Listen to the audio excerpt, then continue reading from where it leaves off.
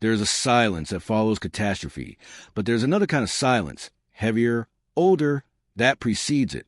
A silence in which the world continues as it always has, unaware that everything is about to change. In the autumn of 1347, that silence lay over Europe like a hell breath. The harvests were being gathered. The merchants were counting their profits. The church bells rang for vespers as they had rung for centuries. And in the port cities of the Mediterranean, ships were arriving from the east, carrying silk and spices and something else, something no one could see, something no one yet had a name for, something that would kill more human beings than any war in history. What follows is not a story of medicine or science. It is not an explanation of bacteria or transmission. It is a story of what it felt like to live to the end of a world, to watch your neighbors sicken and die, to bury your children with your own hands, to wake each morning uncertain whether you would see the evening. If you remain until the end, you will walk through the streets of medieval Europe as the plague walked through them, slowly at first, then everywhere at once, until the living could no longer bury the dead. Let us begin in the ports, where the dying ships first touched the shore.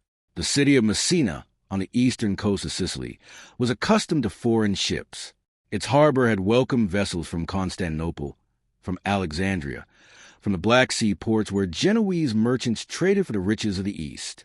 The arrival of 12 galleys from Caffa in October 1347 would have been unremarkable. Another trading fleet returning with goods for the markets of Italy. But the men who stumbled from those ships were not traders returning with profits. They were dying. Black swellings the size of eggs had erupted in their groins and armpits. They burned with fever, coughing blood, their skin mottled with dark blotches that gave the disease its name. Some had died during the voyage, their bodies thrown overboard into the dark waters of the Mediterranean. Those who survived the crossing had only days left to live. The harbor officials of Messina did not understand what they were seeing, but they understood enough to be afraid. The ships were ordered out of the harbor, driven back to sea with their cargo of death. But it was already too late. The sickness had come ashore with the first sailors to touch the docks. It had already found its way into the narrow streets of the city, into the homes where families slept crowded together, into the churches where the faithful gathered to pray. The ships sailed away, carrying their dying crews to other ports, to Genoa, to Venice, to Marseille, spreading contagion along every route of Mediterranean trade. Within weeks, Messina was a city of corpses. No one in the 14th century understood what caused disease. The learned physicians of the university spoke of miasmas, foul airs arising from swamps and corruption, poisoning the blood of those who breathe them. They spoke of astrological conjunctions, of malign alignments of Saturn and Jupiter that had corrupted the atmosphere of the entire world. They recommended burning aromatic herbs to purify the air, carrying flowers and pomanders to ward off the poisonous vapors, avoiding bathing lest the pores of the skin open to admit the pestilential influence. None of it helped. The plague spread regardless of what herbs were burned, what prayers were offered, what precautions were taken. It moved from house to house, from street to street, from city to city with a speed that seemed demonic. A man might feel healthy at breakfast and be dead before supper. A mother might nurse her sick child through the night and find herself covered in the same black swellings by morning. The disease seemed to leap through the air, to pass through walls, to find victims no matter where they hid. The common people, who had no access to the elaborate theories of the physicians, reached their own conclusions. This was punishment.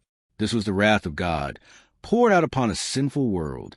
The earthquakes that had shaken Italy in recent years, the floods and famines that had afflicted Christendom. These had been warnings, and mankind had not heeded them. Now came the final reckoning. Now came death on a scale that could only be divine. And in the churches, the priests who heard these confessions were themselves beginning to sicken and die. The plague moved north through Italy in the winter and spring of 1348, following the roads that connected the trading cities, the pilgrimage routes that led to Rome, the paths of commerce and devotion that crisscrossed the peninsula. Florence fell, Siena fell, Pisa and Lucca and Bologna fell. In each city, the pattern repeated. The first cases appearing among those who had contact with travelers from the south, then spreading outward in widening circles until no neighborhood was spared, no household untouched. In Florence, the chronicler Giovanni Boccaccio watched the city die. He would later write of what he witnessed.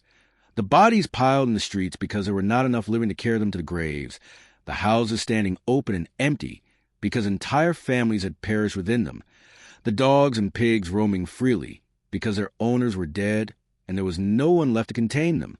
He wrote of the living who abandoned the sick, of children who fled from dying parents, of the bonds of love and obligation that dissolve in the face of overwhelming terror. But Boccaccio also wrote of those who stayed, of the physicians who continued to visit the sick even as their colleagues died around them, of the priests who continued to hear confessions and administer last rites even when it meant their own death, of the grave diggers who worked through the night, burying strangers in mass graves because there was no one left who knew the names of the dead. The plague revealed both the depths of human cowardice and the heights of human courage, often in the same household, sometimes in the same heart. The bells that had once rung for individual deaths fell silent. There were too many dead to mourn them one by one. By summer, the plague had crossed the Alps. It entered France through the port of Marseille and spread up the Rhone Valley, reaching Avignon, see of the papal court, by the spring of 1348. Pope Clement VI, surrounded by the finest physicians in Christendom, watched helplessly as his cardinals and courtiers sickened and died. He sat between two great fires, following the advice of his doctors, burning the foul air away. It may have saved his life. The fires would have driven away the fleas that carried the disease, but it could not save his court, his clergy, or his faith in a rational universe. The Pope commissioned investigations into the cause of the pestilence. His physicians concluded that a conjunction of Saturn, Jupiter, and Mars in the sign of Aquarius had corrupted the air of the entire world. It was a cosmic event, unavoidable and unstoppable, affecting all humanity equally. But the people did not want cosmic explanations. They wanted someone to blame. In Germany and France, the rumors began to spread. The Jews had poisoned the wells. The Jews, with their strange customs and separate communities, their refusal to worship Christ, their mysterious rituals behind closed doors, they had conspired with the enemies of Christendom to destroy the Christian people. Never mind that Jews died of the plague in the same numbers as their Christian neighbors. Never mind that the accusation made no logical sense. Fear does not require logic. It requires only an enemy. The massacres began in the spring of 1348 and continued for 2 years. In Strasbourg, 2,000 Jews were burned alive before the plague even reached the city, a preemptive slaughter to ward off a disease that arrived anyway. In Mainz and Cologne, in Basel and Zurich, in hundreds of towns and villages across the German lands, Jewish communities that had existed for centuries were annihilated in days. Pope Clement issued bulls condemning the violence, pointing out that Jews died of the plague as readily as Christians. But his words could not stop the killing. Nothing could stop it until there were no more Jews left to kill in most of the cities of Central Europe. The plague took no notice. It continued its march northward, leaving Christians and Jews equally dead in its wake. In the countryside, the dying was quieter but no less complete. The peasants who worked the fields of Europe lived in conditions that the plague found ideal. Their cottages were small and dark, crowded with family members who slept together for warmth, shared by the rats that nested in the thatch and the fleas that bred in the straw. When the sickness came to a village, it moved from house to house with terrible efficiency, killing the strong along with the weak, the young along with the old. The harvest of 1348 rotted in the fields across much of Europe. There were not enough living hands to gather it. The cattle wandered untended. The sheep scattered across hillsides where no shepherd remained to watch them. In some villages, every single inhabitant died. The last survivor perhaps crawling to the church to die before the altar, perhaps simply collapsing in a field where no one would find a body for months. The manorial system that had organized rural life for centuries began to break down. Lords died and their heirs died, and the chain of ownership and obligation was severed. Peasants who survived found themselves suddenly valuable. Their labor was needed, and for the first time in generations, they could demand better terms.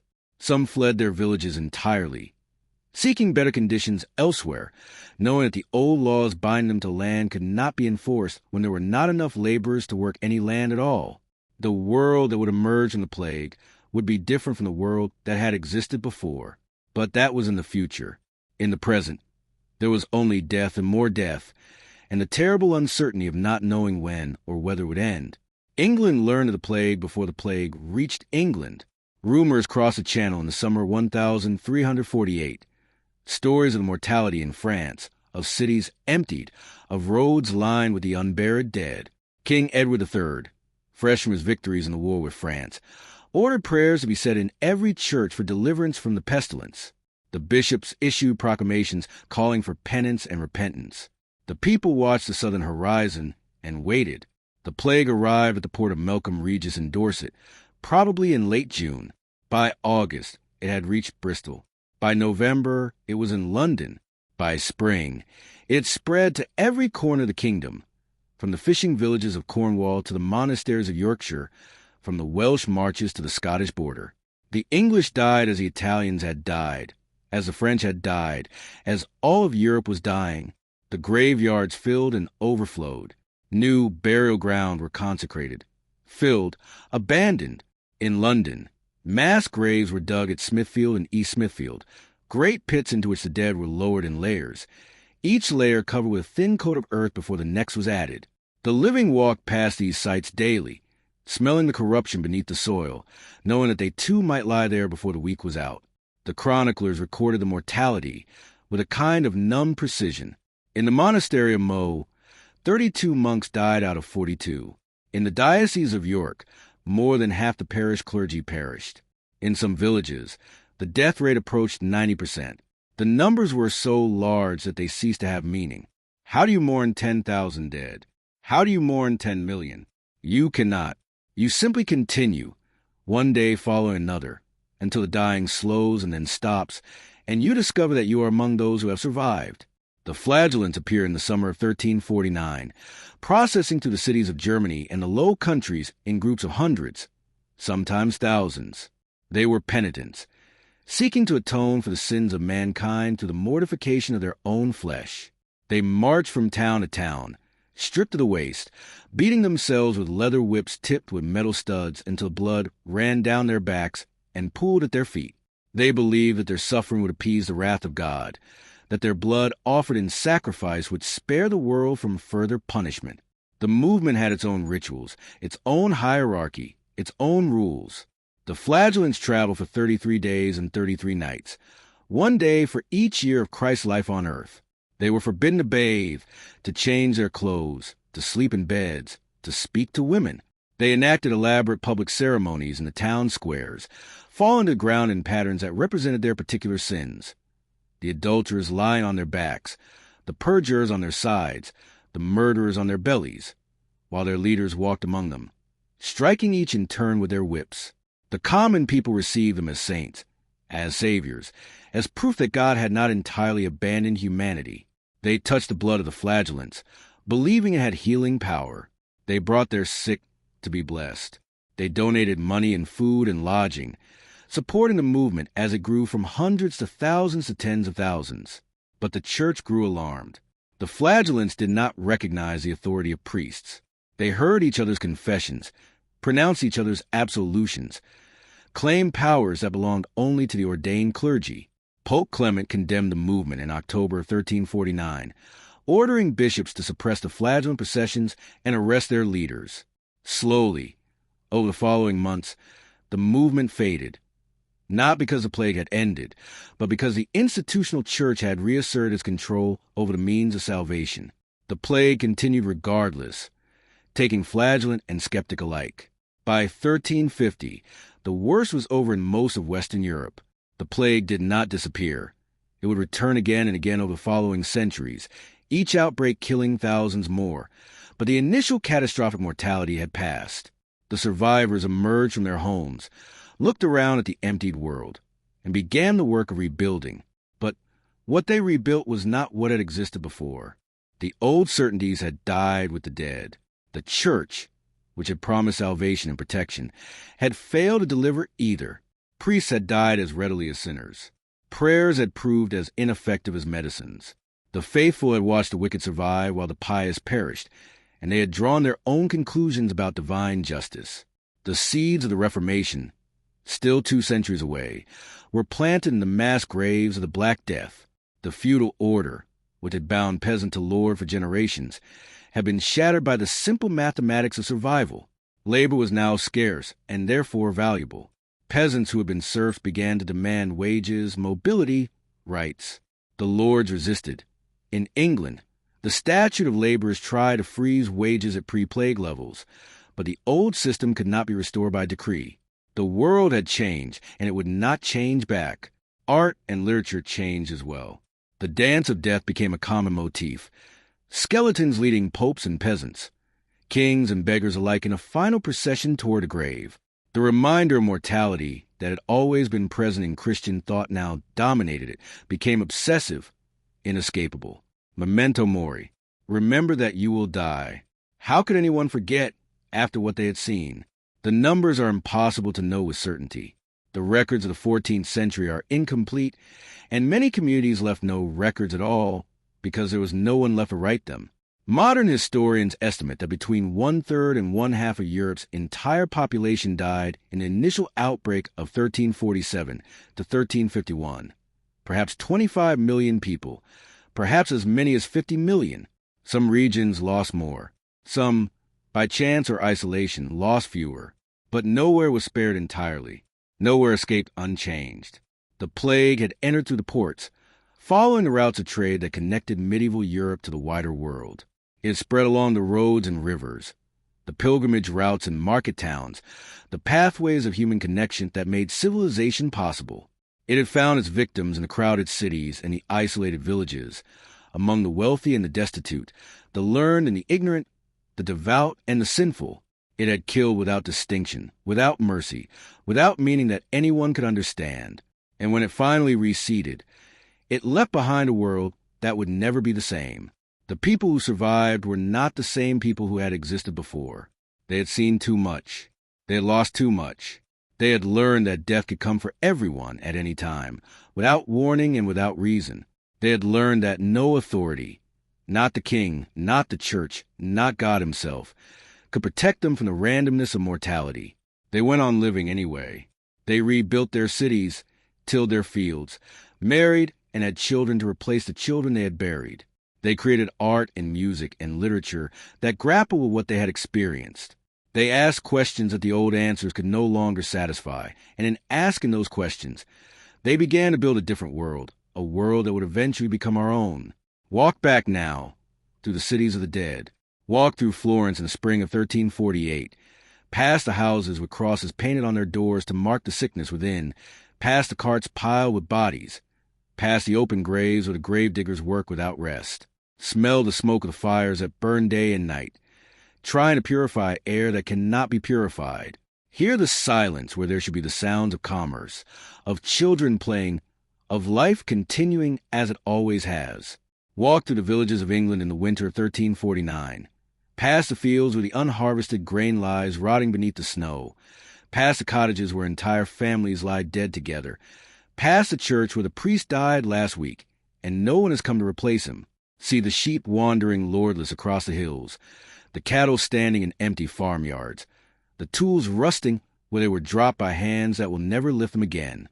Walk through the streets of Strasbourg before the plague arrives, where the Jewish community is being herded toward the fires, accused of a crime they did not commit, dying for a disease they cannot cause. See the faces of the mob, twisted by fear into something that is no longer quite human. See the faces of the victims, bewildered by a hatred they have done nothing to earn. This is what the plague left behind. Not just the dead, but the world the dead had made. The suspicions and hatreds, the broken bonds and shattered certainties. The knowledge that everything you love can be taken from you in an instant, without reason, without recourse, without hope of understanding why. The bells that fell silent in 1348 eventually rang again. Churches were rebuilt where churches had fallen empty. Markets reopened where markets had closed.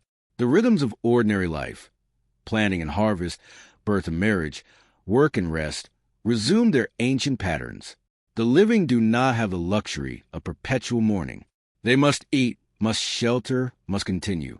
But those who survived never forgot what they had seen. They passed the memory to their children, who passed it to their children, who passed it to theirs. The plague became part of the fabric of European consciousness, a reminder of mortality, a symbol of divine judgment, a warning that the world could end without warning. For centuries afterward, Any outbreak of disease awakened the old terror. Any unusual mortality raised the specter of the Black Death, returning to finish what it had started. It never did, not on that scale, not with that totality. But it returned often enough to keep the memory alive. The plague of 1361, the plague of 1369, the plagues of the 15th century, the 16th, the 17th. Each outbreak smaller than the catastrophe of 1347, but each a reminder that the enemy was never truly defeated, only sleeping, waiting for conditions that would allow it to return. The last major outbreak in Western Europe came in 1720, in the city of Marseille, the same port through which the plague had first entered France almost 4 centuries before. After that, the disease retreated to the margins of the world, kept at bay by quarantine and sanitation, and eventually by antibiotics that could kill the bacteria that medieval physicians never knew existed. But the memory remains in the mass graves that archaeologists still uncover, in the abandoned villages that still of the European countryside, in the art and literature that still grapples with what it means to live in a world where death can come for everyone at any time, without reason and without appeal.